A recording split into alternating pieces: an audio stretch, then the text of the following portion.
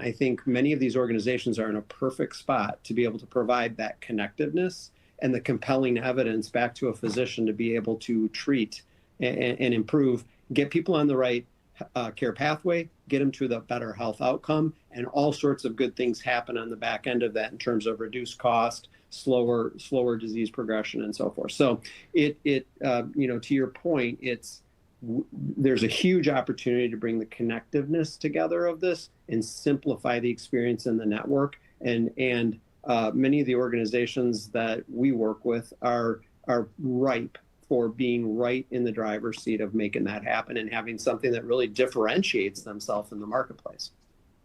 Yeah, there's a technical term, it gets used by technologists a lot, a federated system.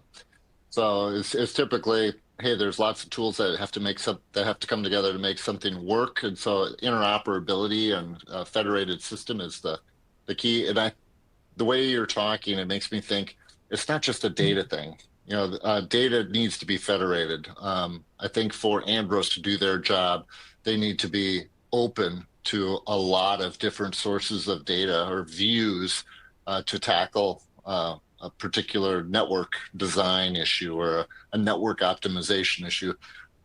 Additionally, there are systems that need to be federated. There's not going to be one company that says, hey, everything around network lifecycle platform, we're one ring to rule them all. All you have to do is work with us and we got everything for you. I think the winner out there is going to be open to partnerships, open to interoperability, open to building more of a federated system of connectedness.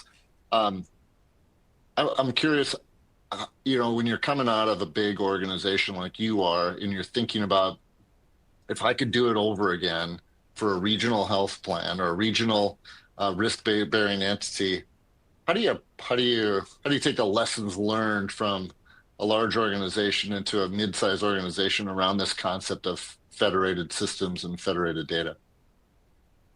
Well, I think, again, being at the center point of understanding the care that's being given to a member and being able to bring all of that comprehensive information together, maybe applying advanced analytics and artificial intelligence to understand what's happening for that population, and to bring that back to the physician to highlight, hey, this is the 10% you need to focus on. These are the people that need the care.